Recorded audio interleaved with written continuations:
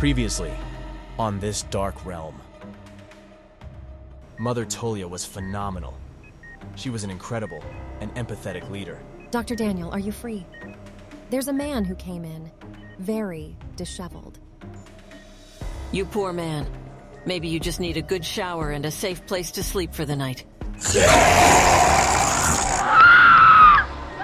man moved so quickly, we had no time to react, when all of a sudden... Oh my God! Stop him! Security guards were after him, but he was too quick. Don't let him get away!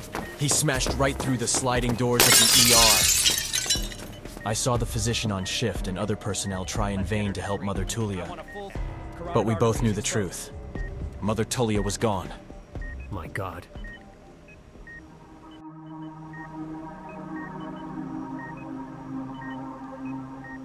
And now, part 2. A week had passed. Mother Tolia had been laid to rest in the cemetery across from our hospital.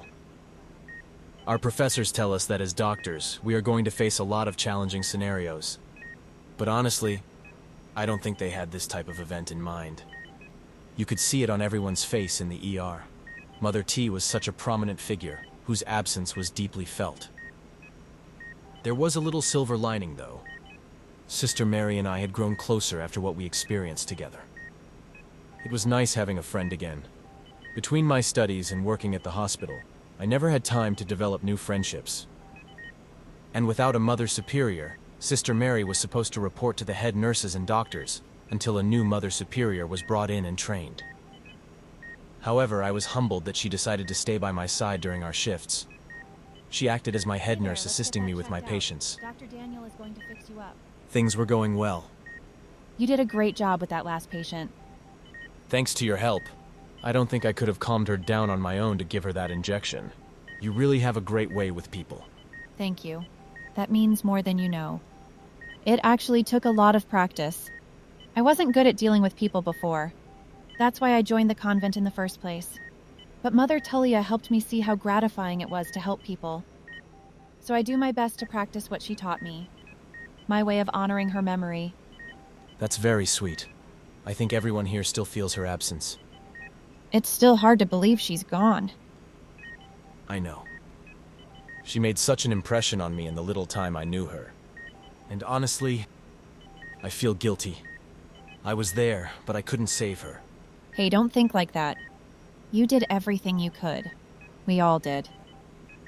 I know, but I get the feeling Dr. Franklin blames me. He hasn't said much to me since that night. Hey, don't be so hard on yourself.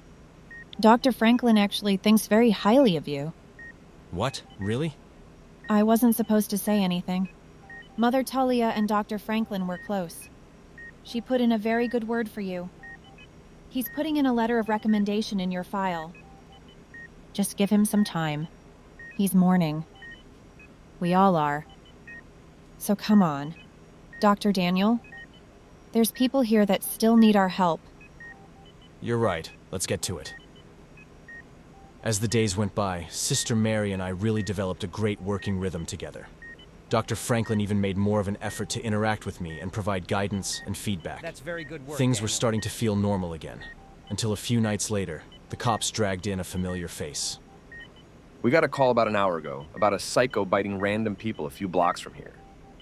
By the time we got there were 3 casualties, and he was dragging another victim into the cemetery across the street. We shouted at the guy to get on the floor, but he came at us like some rabid animal, so we had no choice. I don't know how, but he's still breathing. If you're able to stabilize him, we'll be able to take him into custody. Is there a problem, Doctor? Dr. Franklin? My apologies. I didn't think we'd see him again so soon. If it's a problem, Doctor, we can take him somewhere else. But I'm not sure he'll make it. This could be our shot to see him face justice. That won't be necessary, officer. We're professionals. We'll see what we can do for him as long as he's properly restrained. Daniel, Sister Mary, let's get him into the operating room quickly. He looks in bad shape. Yes, Doctor. Daniel? Sorry, yes, Dr. Franklin. I understand if this is too difficult. I can get Dr. Sampson to... No, it won't be a problem, sir. I can handle it. All right, let's make sure this guy can face justice. Dr. Franklin could see my apprehension. Having to help the man who took someone who meant so much to so many was not an easy thing to face. But he was right. Save him so he could face trial and prison for his crimes. It's what she would have wanted as well. I was inspecting him as we were wheeling him in the gurney into the operating room. He was still wearing the same clothes for the other night, and that stench on him was worse than ever. His face had changed drastically, so gaunt from before. Strange black veins ran up his neck and around his face. This was a seriously sick man. Get an IV in him ASAP and let's check his vitals. I'd prefer him sedated, but he might be too weak for that. His breathing looks shallow and weak. The two cops stayed close by. They weren't allowed in the OR, but they could stand in the observation room in case he got out of hand. Judging by his injuries, though, I don't think that will be a problem. Here's the IV. Hold on. I need to get this thick jacket off him first. As I removed his jacket, the stench from underneath made it hard for us to breathe. Removing his jacket, though, revealed more than just an intense stench. What is that? What's all over his skin? They look like barbs? Or thick hair follicles? They're all over him. Mary, hand me the forceps. It looks like there's something in the wound on his neck. There's more going around his torso. Here you go. This is the same wound Mother Tullia tried to treat before he attacked. Luckily now he's restrained and unconscious. I got it. Extracting it slowly. My God, what the hell is this? That's almost 2 feet in length. There's still more. It's covered with smaller barbs like the ones on his skin. Are those leg joints? That's all of it, I think. It appears to be a retractable appendage. His vitals look strong enough for anesthesia. Give him a good dose. I don't want to see what he can do with these. On it. As I was administering an anesthetic. I was in shock what we were all seeing. The cops behind the glass also had horrified looks on their faces. Now what, Doctor? The holes that these come from look like the tissue is necrotizing. Hand me a bottle of silver nitrate and some gauze. Are you sure we should still be helping this thing? We don't know if this is an isolated case or if there's more. We need to make some sense of what he is. You're right, that makes sense. Here's the silver nitrate. Keep an eye on his vitals. Don't hesitate to give him more anesthesia if it looks like he's stirring. Agreed, keeping a close eye. Sister Mary, ready another forceps with gauze. We'll need a few of them for all these wounds. Right, Doctor. Applying around the first wound. Oh my. What's happening? I don't know. Everyone, get back! Get out of there now! We ran out of the OR just before he broke free. The cops held the doors closed while we were looking through the windows. Those screams were not human. It was disoriented and slamming into everything around it. Flames emerged from the wound Dr. Franklin was treating. My God, look at those other legs coming out of him. 6, 7, 8. 8 of them. All we could do was watch at the nightmare happening before our eyes. The sprinklers kicked on, but the flames were still consuming the creature. It finally fell to the floor and went silent. Stay out here. We'll make sure it's neutralized. The cops went in with their weapons drawn. Yeah, this guy's not getting back up. It's safe to come in. The three of us and a few other staff who came to see what all the commotion was about trailed us in. Most of it is gone. Near total immolation. I've never seen anything like this. Dr. Franklin was right. There wasn't much left other than some fleshy clumps scattered. There was a silhouette burned into the floor, outlining all those extra legs it had too. I hate to have to bring this up. What's that?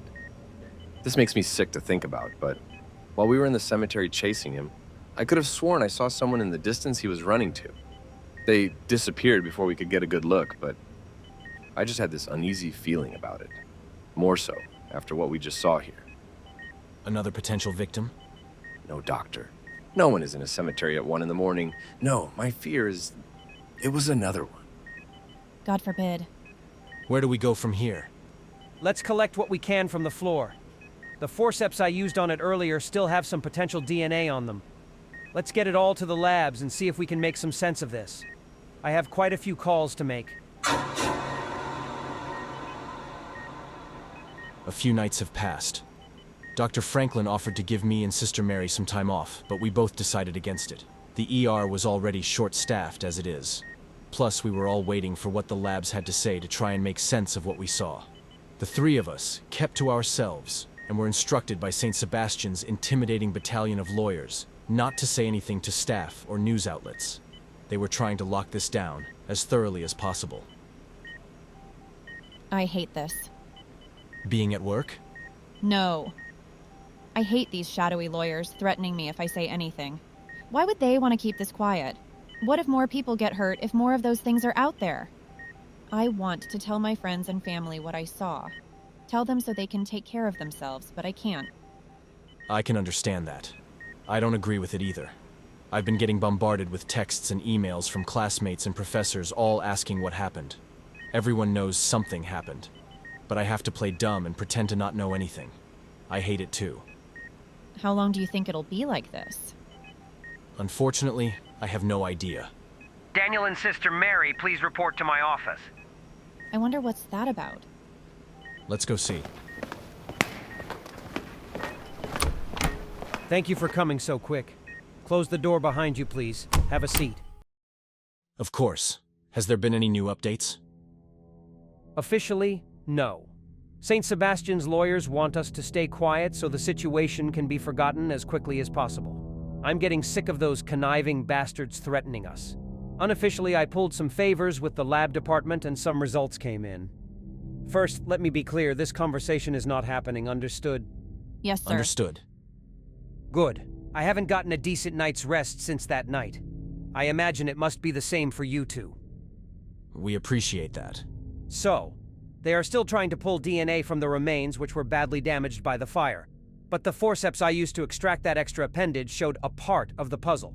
The limb and the wound came back positive for Staphylococcus aureus. A bacterial infection? Staph. Yes. One of the most aggressive strains they've ever seen. Most likely the cause of the stench that came off of him. The amount of bacteria on the forceps was astonishing. But that still doesn't explain The extra limbs? That's one way to put it? It doesn't, unfortunately. Do you think it was ever human? I've been wrestling with that question myself. If I had to guess, I would say yes. The trauma in the holes where his retractable appendages were makes it more likely he wasn't born with them. I can't imagine someone of his age going unnoticed for this long, especially how violent he was. This may have happened to him. We won't know more until more labs come in. I'll keep you both informed. Dr. Franklin, if I may? Of course. Going by what you just said, were any survivors evaluated for anything abnormal? Abnormal. I think I know what you're implying. I shudder to think. Let me make a few calls. I'll find out if there are any survivors. In the meantime, you two focus on caring for your patients and keeping your heads down. We don't need to give those lawyers any more reason to hover around here. Yes, sir. Thank you. Close the door on the way out. Back to work, I guess. Easier said than done. Let's go. As the night continued, I couldn't get the officer's words out of my head. Why was that monster dragging someone into the cemetery? And who was waiting for him there? Are there more like him? I just don't know what to think anymore. And what makes this all worse is, we're not allowed to share this story with anyone. People need to know this danger exists. But if I say anything, though, my career would be over before it even began. Between losing Mother Tullia and having to keep quiet about it, the guilt was eating me from the inside out. Little did I know, the night was about to go from terrible to worse. Dr. Daniel, we need help with a patient who's hurt pretty bad. Of course, I'll see what I can do. He's hysterical, though, rambling nonsense, and won't let any of us near him. He's completely terrified of us. We don't know what to do. Is he inebriated? I honestly don't think so. No! Good luck. No, stay away from me. They're everywhere. Give me the room, sisters, please. I'll call you if I need help. Sure thing. Sir, please, we are only here to help you. I'm not gonna let them take me. Not again. You were brought to a hospital because of your injury. No, I ran here from across the street. I didn't think that they'd be here too. Them, or one of them, I don't know, grabbed me and dragged me into that cemetery, into that giant mausoleum. It wasn't human. There was so much blood. And that smell. The mausoleum across the street. Tell me what you saw. It all happened so fast. I was walking home on the sidewalk along the cemetery, and at some point something grabbed me and lifted me off my feet. I think I was thrown against the wall or I hit the ground hard, I'm not sure, but I passed out. I came to and I was being dragged on the ground, and I saw it was a nun dragging me. She knew I was awake, and she looked down and I could see her face and her eyes. Man, her eyes! What can you tell me about her face? Old? Diseased? I couldn't tell, but her eyes were glowing. I panicked and I pulled my jacket off and ran as fast as I could. I looked back and I swear I saw more arms coming out of her. She screamed or howled, then she jumped and disappeared. I saw the hospital and ran for my life. I believe you. What? We saw one of them here not too long ago. It's dead now. Listen, we need to get you patched up. Will you allow me to treat you? Just you. Please. Okay. Let me just get some... She followed me! Stay here. I'm going to see what that was. Keep her away! I ran as fast as I could towards the waiting room. I could see the chaos, screams, and people running for their lives. The security guards were down, along with Dr. Franklin and Sister Mary on the floor looking up at her. Mother Tullia! Please, Mother Superior, don't do this. No! Daniel! She's gone.